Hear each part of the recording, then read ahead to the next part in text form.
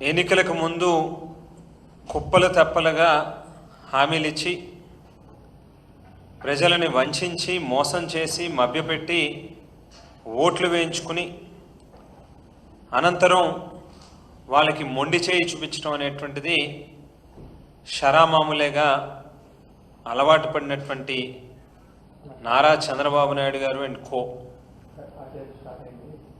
2024 ఎన్నికల్లో సైతం అదే రకమైనటువంటి ఒరవడిని కొనసాగించారనేటువంటిది స్పష్టంగా కనిపిస్తూ ఉంది.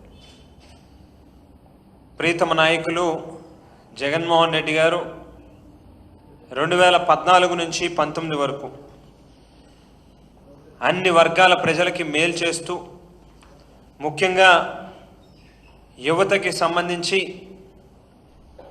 ఏదైతే ఒక శాశ్వతమైనటువంటి లబ్ధి చేకూర్చేటటువంటి కార్యక్రమం చేయాలి, ఏది చేసినా కూడా అని ఒక దూర ఆలోచనలతో నిత్యం పరిపాలన కొనసాగించినటువంటి జగన్మోహన్ రెడ్డి గారు ఆవేళ దేశ చరిత్రలోనే ఎప్పుడు లేనటువంటి రీతిలో మొట్టమొదటిసారిగా ఏకకాలంలో దాదాపుగా 1,35,000 మందిని గ్రామ సచివాలయ వ్యవస్థని తీసుకొచ్చి ప్రభుత్వం వచ్చినటువంటి తొలినాళ్లలోనే రిక్రూట్ చేసినటువంటి ఘనత జగన్మోహన్ రెడ్డి గారికి దక్కుతుంది. మరో పక్కన 2.5 లక్షల మందిని దాదాపుగా వాలంటీర్ వ్యవస్థను ఏర్పాటు చేసి ప్రతి పేదవాడికి కూడా వాళ్ళ ఇంటి దగ్గరకే ప్రభుత్వం తాలూకా సంక్షేమ పథకాల యొక్క ఫలాలు అందాలి అనేటువంటి ఒక గొప్ప లక్ష్యంతో వాలంటీర్ వ్యవస్థను కూడా తీసుకొచ్చి 2.5 లక్షల మందికి అవకాశాలు కల్పించడం జరిగింది. మరి ఈవేళ కొత్తగా ఏ ఒక్కరికి కూడా ఉద్యోగం ఇవ్వట్లేదు సరికదా, ఉన్నటువంటి ఉద్యోగాలు కూడా పీకేస్తూ ఉన్నటువంటి పరిస్థితి.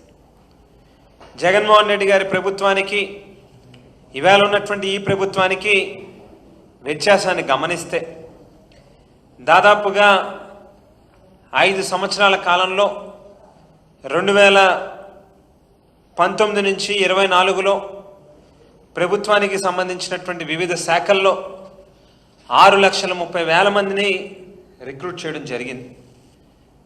ఎప్పుడు ఎక్కడ కని విని కూడా ఎరగనటువంటి రీతిలో మెడికల్ అండ్ హెల్త్ డిపార్ట్మెంట్లో పెద్ద ఎత్తున రెగ్యులర్ రిక్రూట్మెంట్లు కానీ కాంట్రాక్ట్ కానీ అవుట్సోర్సింగ్ ఎంప్లాయీస్ని కానీ దాదాపుగా 48,000 ఉద్యోగాల్ని కల్పించడం జరిగింది. అదే మాదిరిగా మరో పక్కన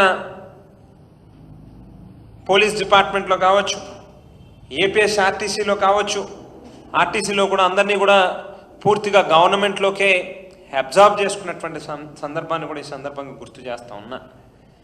మరి ఈ మాదిరిగా ఏ డిపార్ట్మెంట్ తీసుకున్నా కూడా పెద్ద ఎత్తున 6,31,000 మందికి ఉద్యోగాల కల్పన ఆవేళ జగన్మోహన్ రెడ్డి గారు చేస్తే, మరో పక్కన ప్రైవేట్ వ్యవస్థల్లో కూడా ఎంఎస్ఎంఈలని ప్రోత్సహిస్తూ ఎవరైతే గవర్నమెంట్ దగ్గర నుంచి ప్రోత్సాహకాలు అందుకుని కొత్తగా ఎంఎస్ఎంఈలని స్థాపించుకుని స్వయం ఉపాధికి సంబంధించినటువంటి ఇండస్ట్రీలను కూడా వాళ్ళు పెట్టుకున్నారు.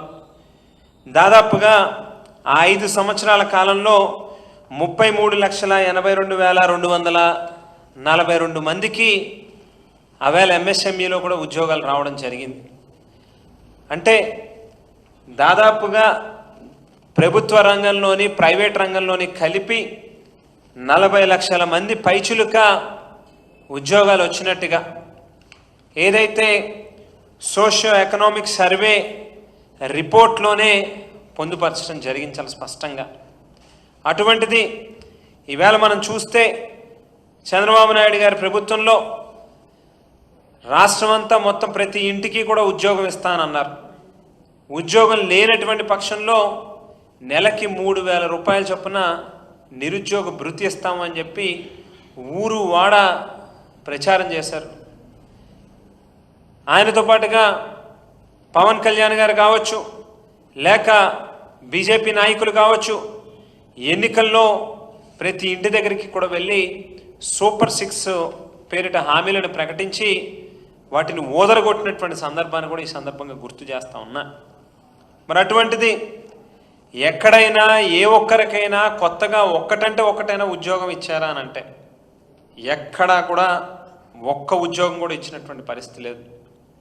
ఉద్యోగాలు ఇవ్వకపోవడం పక్కన పెడితే తిరిగి ఉద్యోగాలు ఉన్నటువంటి వాళ్ళని కూడా రోజు రోజుకి ఒక్కొక్క వ్యవస్థని ఎత్తేస్తూ వాళ్ళ ఉద్యోగాలను పీకేస్తూ ఉన్నటువంటి పరిస్థితి కూడా మనకు కనిపిస్తూ ఉంది. మనం గుర్తు చేసుకుంటే ఎన్నికల్లో వాలంటీర్లకి ఆవేళ 5,000 రూపాయలు ఉన్నటువంటి గౌరవ వేతనాన్ని 10,000 రూపాయలకి పెంచుతాము అని చెప్పి చాలా స్పష్టంగా చెప్పడం జరిగింది. అటువంటిది 10,000కి పెంచలేదు సరికదా, ఉన్నటువంటి 5,000 రూపాయలతో పనిచేసేటటువంటి ఆ గౌరవ వేతనంతో పనిచేసేటటువంటి వాలంటీర్ వ్యవస్థని పూర్తిగా ఎత్తేసినటువంటి మనిషి ఈ చంద్రబాబు నాయుడు గారు. మరి అదే మాదిరిగా మరో పక్కన ఏదైతే వృద్ధులు కానీ మహిళలు కానీ లేకపోతే వికలాంగులు కానీ లైన్లలో నుంచుని పేదవాడు ప్రభుత్వాన్ని అయ్యా బాబు దేహి అని చెప్పి వాళ్ళకి రావాల్సినటువంటి రేషన్ని అడిగేటటువంటి దయనీయమైన పరిస్థితి వాళ్ళకి ఉండకూడదు. వాళ్ళ ఇంటి దగ్గరికి వాళ్ళకి రేషన్ని పంపించాలి. వాళ్ళ గౌరవాన్ని కానీ వాళ్ళ ఆత్మాభిమానాలను కానీ దెబ్బతీసేటట్టుగా ఉండకూడదు. ప్రభుత్వం తాలూకా బాధ్యత అది అని చెప్పి ఆవేళ భావించి MDU వెహికల్స్ని తీసుకొచ్చి దాదాపుగా 15,000 మందికి ఉద్యోగ అవకాశాలు కల్పించి ప్రతి ఇంటికి కూడా నేరుగా గడప వద్దకే రేషన్ని పంపించేటటువంటి కార్యక్రమానికి కూడా ఆవేళ ప్రీతమ నాయకులు జగన్మోహన్ రెడ్డి గారు శ్రీకారం చుట్టారు. ఈవేళ ఆ వ్యవస్థను కూడా పూర్తిగా ఎత్తేసినటువంటి పరిస్థితి. ఏదైతే గ్రామ సచివాలయాల్లో పనిచేస్తూ ఉన్నటువంటి ఉద్యోగస్తుల్లో కూడా రేషనలైజేషన్ పేరు చెప్పి దాదాపుగా 33,000 మందిని పీకేసేటటువంటి కార్యక్రమం, ఆ ఉద్యోగాల స్థానాల్ని తీసేసేటటువంటి కార్యక్రమం కూడా ఈ ప్రభుత్వం చేస్తూ ఉంది.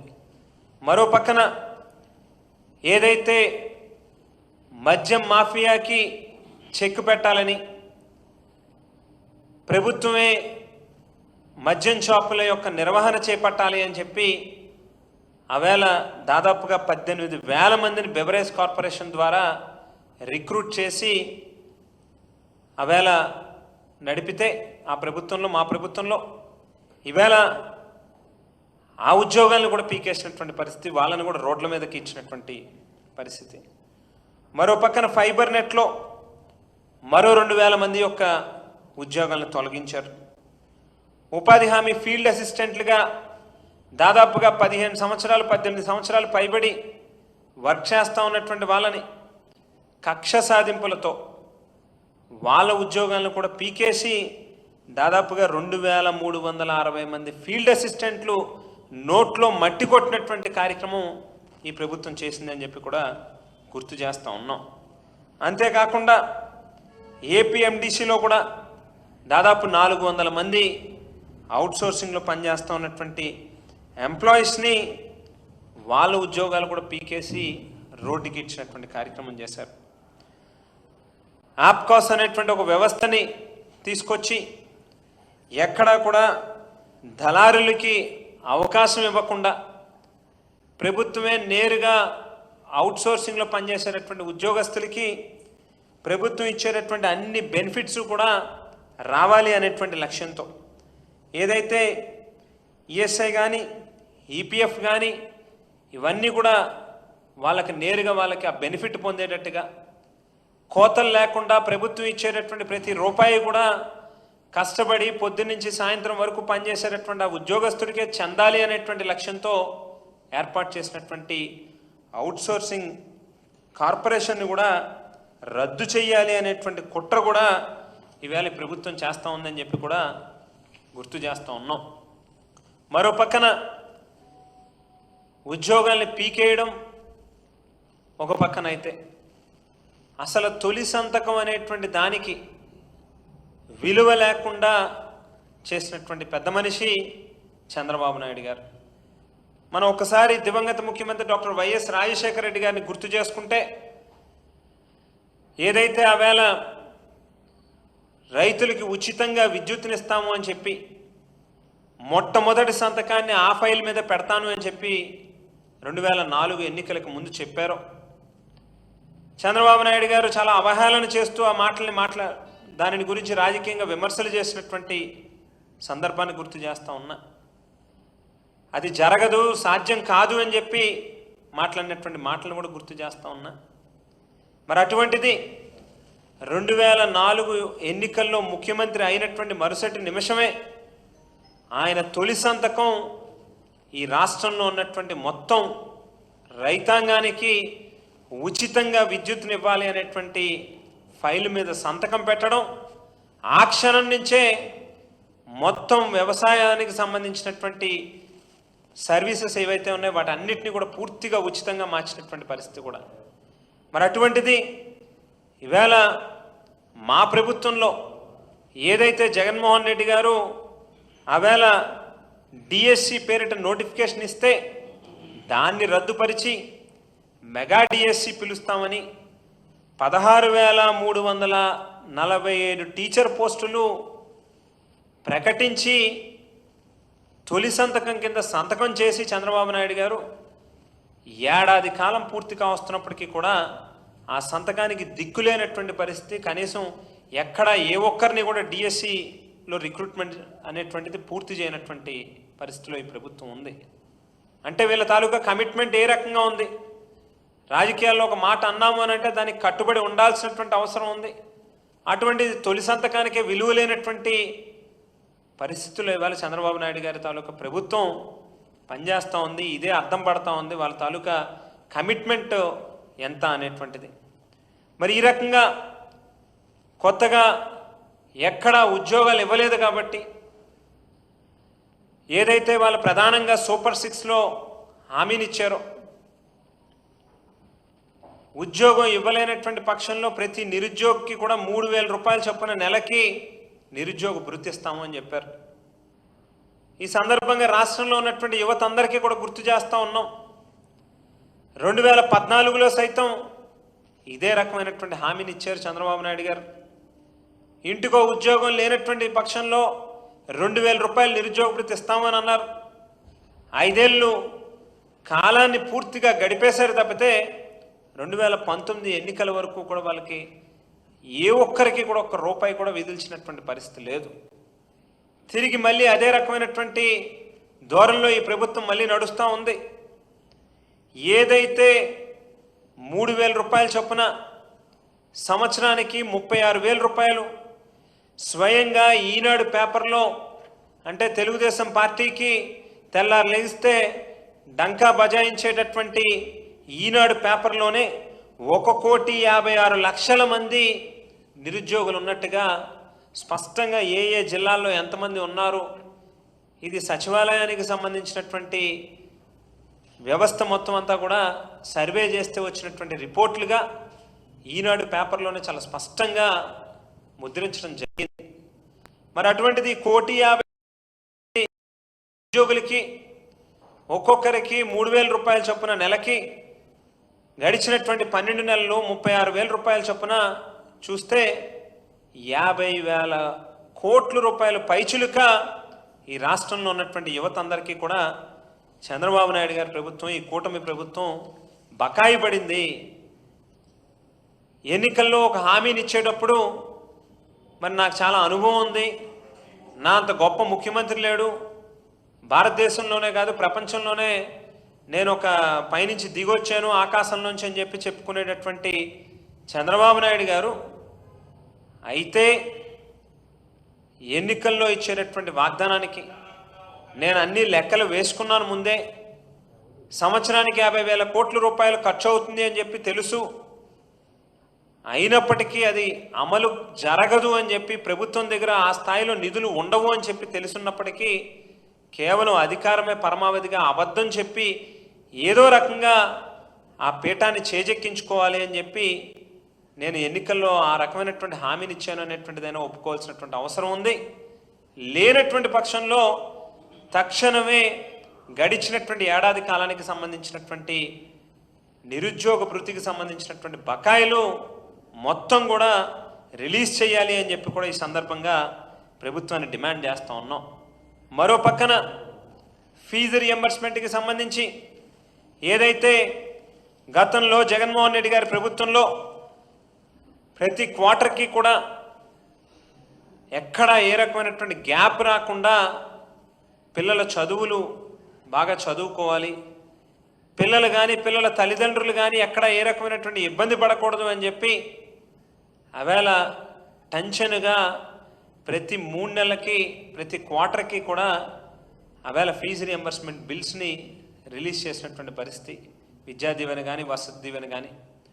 అటువంటిది ఇవాళ ఈ ప్రభుత్వంలో ఏడాది కాలం పూర్తిగా వస్తున్నప్పటికీ ఒక్క క్వార్టర్కి సంబంధించినటువంటి నిధులు కూడా పూర్తిగా రిలీజ్ చేసినటువంటి పరిస్థితి లేదు. దాదాపు 6,400 కోట్ల రూపాయలు ఒక ఏడాదికి ఖర్చు అవుతూ ఉంటే ఈవేళకి కేవలం 750 కోట్ల రూపాయలు మాత్రమే రిలీజ్ చేశారు. మరి ఒక పక్కన రైతు భరోసా ఎవరు, లేకపోతే ఆడబిడ్డ నిధి అని చెప్పి 1,500 రూపాయలు నెలకిస్తామన్నటువంటిది ప్రతి మహిళకి ఇస్తామని అన్నారు, అది ఎవరు? ఎన్నికల్లో ఇచ్చినటువంటి ఏ హామీని ఎవరు? ఎక్కడా కూడా మీరు చేస్తున్నటువంటి అభివృద్ధి కార్యక్రమాలు అని చెప్పి ఊరికిన ప్రచారం చేసుకోవడం తప్పితే ఎక్కడ క్షేత్రస్థాయిలో అభివృద్ధి కార్యక్రమాలు కనిపించట్లే. మరి ఎక్కడికి పోతా ఉన్నాయి ఈ డబ్బులంతా? ఫీజు రియంబర్స్మెంట్ బిల్లులు కూడా ఎవరు? అంటే ఇవన్నీ కూడా మీ సొంత ఖాతాల్లోకి, మీ వ్యాపారాల్లోకి, మీ జేబుల్లోకి వెళ్తున్నాయి తప్పితే ఎక్కడా కూడా రాష్ట్రంలో ఏ పేదవాడికి కూడా మంచి చేసేటటువంటి పరిస్థితి మాత్రం లేదు. మరో పక్కన మెడికల్ కాలేజీలు ఎంతో విశాలమైనటువంటి ప్రయోజనాలని ఆలోచన చేసి ఈ రాష్ట్రంలో ప్రతి పేదవాడికి మంచి వైద్యం అందాలి, నాణ్యమైనటువంటి వైద్యం అందుబాటులోకి తీసుకుని రావాలి అని చెప్పి ఎప్పుడైతే ఎక్కువ మెడికల్ కాలేజీలు పెట్టగలుగుతామో తద్వారా మెడికల్ సీట్లు వస్తాయి, తద్వారా మన పిల్లలు డాక్టర్లు అవుతారు, మంచి ఆరోగ్యాన్ని ఈ రాష్ట్ర ప్రజలందరికీ కూడా అందించవచ్చు ఆరోగ్య సేవలు అనేటువంటి ఉద్దేశంతో మెడికల్ కాలేజీలని తీసుకొస్తే కొన్ని కాలేజీలేమో పూర్తయిపోయి పర్మిషన్లు కూడా వచ్చినాయి, ఓపెన్ చేసుకోండి, స్టార్ట్ చేసుకోండి అని చెప్పి కేంద్ర ప్రభుత్వం నుంచి కానీ లేకపోతే ఆల్ ఇండియా మెడికల్ కౌన్సిల్ నుంచి కానీ స్పష్టమైనటువంటి ఇది ఉన్నప్పటికీ కూడా ఎక్కడ ఆ కాలేజీలని ఓపెన్ చేయనివ్వకుండా ఆ కాలేజీలు మాకు అవసరం లేదు అని చెప్పి చెప్పడం అనేటువంటిది ఎంత హేయమైనటువంటి చర్యో చంద్రబాబు నాయుడు గారే ఆయన మనస్సాక్షిని అడిగి తెలుసుకోవాలని చెప్పి కూడా ఈ సందర్భంగా గుర్తు చేస్తూ ఉన్నాం. ఎక్కడికక్కడ మెడికల్ కాలేజీల యొక్క నిర్మాణాన్ని ఆపేశారు. స్కిల్ డెవలప్మెంట్ సెంటర్లు ప్రత్యేకించి ఒక డిపార్ట్మెంట్ని ఏర్పాటు చేసి ఆవేళ జగన్మోహన్ రెడ్డి గారు రాష్ట్ర స్థాయిలో, జిల్లా స్థాయిలో, ఆఖరికి నియోజకవర్గ స్థాయిలో, మండల స్థాయిలో కూడా స్కిల్ డెవలప్మెంట్ అనేటువంటిది ఖచ్చితంగా జరగాల్సినటువంటి అవసరం ఉంది. ఒక పక్కన ఇండస్ట్రీలలో జాబ్ రిక్రూట్మెంట్లు ఉన్నాయి, కావాలి ఉద్యోగస్తులు అని చెప్పి అడుగుతూ ఉన్నారు. మరో పక్కన ఉద్యోగాలు కావాలి అని చెప్పి నిరుద్యోగులు అడుగుతూ ఉన్నారు. వీళ్ళిద్దరికీ మధ్యలో ఉన్నటువంటి గ్యాపే ఆ స్కిల్ అనేటువంటిది డెవలప్ చేయాల్సినటువంటి అవసరం ఉంది అనేటువంటి ఉద్దేశంతో స్కిల్ డెవలప్మెంట్ సెంటర్లని ఏర్పాటు చేసేటటువంటి ఆలోచన అవేళ చేస్తే ఈవేళ పూర్తిగా స్కిల్ డెవలప్మెంట్ సెంటర్లను కూడా ఎత్తేసేటటువంటి కార్యక్రమం ఈ ప్రభుత్వం చేస్తూ ఉంది. ఎక్కడ చూసినా కూడా ఆడవాళ్ళ మీద, మరీ ముఖ్యంగా యువత మీద, మహిళల మీద దాడులు జరుగుతూ ఉన్నాయి. మరో పక్కన చిన్న చిన్న పిల్లల మీద కూడా అఘాయిత్యాలు జరుగుతూ ఉన్నటువంటి పరిస్థితి మనం అందరం కూడా చూస్తూ ఉన్నాం. ఎక్కడికి పోతా ఉంది ఈ రాష్ట్రంలో ప్రజాస్వామ్యం అనేటువంటిది? కేవలం మన రాష్ట్రంలోనే కాదు, ప్రపంచం అంతా కూడా చూసి ముక్కును వేలేసుకుంటా ఉంది ఇక్కడ జరుగుతూ ఉన్నటువంటి అరాచకాలను చూసి. ఈవేళ వైఎస్ఆర్ కాంగ్రెస్ పార్టీ యోజన విభాగం యొక్క సమావేశాన్ని కేంద్ర కార్యాలయంలో పెట్టి మా పార్టీ అధ్యక్షులు జగన్మోహన్ రెడ్డి గారు దిశానిర్దేశం చేయడం జరిగింది. ప్రతిపక్షంలో మన బాధ్యతతో ప్రజల పట్ల వ్యవహరించాలి.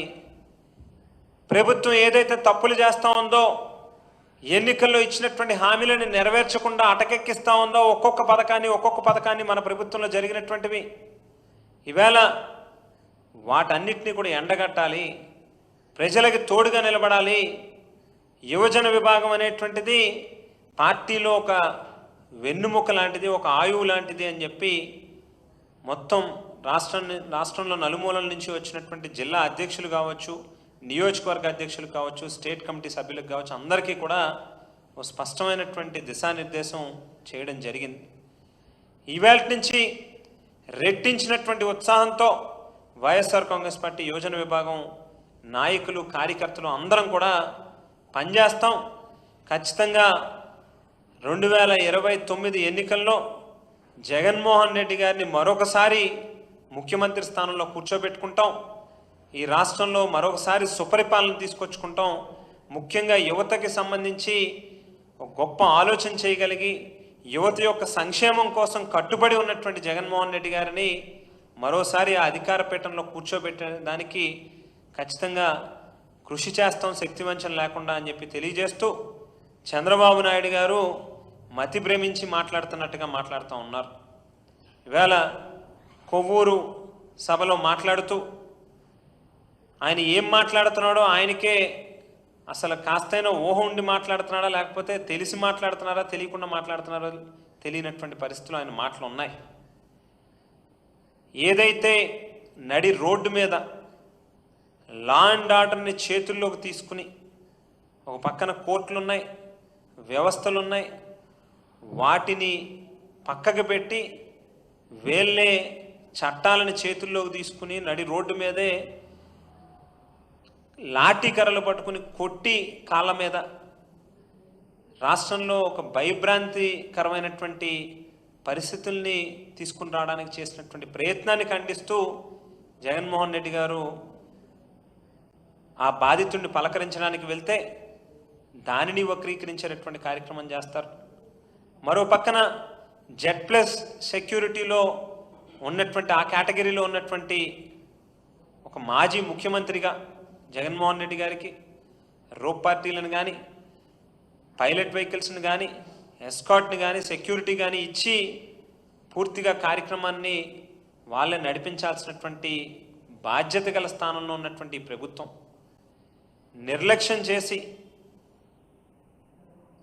ఒక నిండు ప్రాణాన్ని పూర్తిగా బలిగొన్నటువంటి చంద్రబాబు నాయుడు గారు తిరిగి మళ్ళీ మా మీదే బురద జల్లేటటువంటి ప్రయత్నం చేయడం, అసలు చంద్రబాబు నాయుడు గారికి మాట్లాడేటటువంటి హక్కు ఉందా అని ఆలోచన చేస్తే, రాజమండ్రిలో పుష్కరాల పేరు చెప్పి ఏదైతే ఆయన పబ్లిసిటీ స్టంట్ కోసం ఒక డైరెక్టర్ని కూడా తీసుకొచ్చి బోయపాటి శ్రీను అనేటువంటి వ్యక్తిని షూటింగుల కోసం కెమెరాల ఎదురుగుండా ఆయనకి ప్రపంచ స్థాయిలో ఒక కీర్తిని సంపాదించుకోవాలి, ఏదో నా అంత గొప్పోడు లేడు అనేటువంటి ఒక వీడియోని టేకింగ్ చేసేటటువంటి కార్యక్రమంలో 29 మంది ప్రాణాలని బలిగొన్నటువంటి చంద్రబాబు నాయుడు గారు అసలు మాట్లాడడానికి అర్హుడేనా అని చెప్పి కూడా ఈ సందర్భంగా ఆయన్ని ప్రశ్నిస్తూ ఉన్నాం. దయచేసి ఇటువంటి హేయమైనటువంటి మాటలు మానేసి ఎన్నికల్లో ఏవైతే మీరు వాగ్దానాలు ఇచ్చారో వాటిని ఏ రకంగా అమలు పరచాలి అనేటువంటి దాని మీద శ్రద్ధ పట్టండి. దయచేసి రాష్ట్రంలో యువతంతా కూడా ఎదురు చూస్తూ ఉన్నారు. మీరు ఎన్నికల్లో ఎన్నో హామీలు ఇచ్చారు కాబట్టి మీరు ఏదో చేస్తారేమో అని చెప్పి నమ్మి ఓట్లు వేసినటువంటి వాళ్ళకి మీరు మొండి చేయి చూపిస్తూ ఉన్నారు. దయచేసి ఈ రోజుకైనా కాస్తైనా బుద్ధి జ్ఞానం అనేటువంటి తెచ్చుకుని రాష్ట్రంలో ఉన్నటువంటి యువతకి ఏ రకంగా ఉద్యోగ కల్పన చేయాలి, లేనటువంటి పక్షంలో ఎన్నికల్లో మీరు ఇచ్చినటువంటి నిరుద్యోగ వృత్తిని ఏ రకంగా అమలు చేయాలనేటువంటి దాని మీద దృష్టి కేంద్రీకరించండి అని చెప్పి ఈ సందర్భంగా హితవు పలుకుతాం.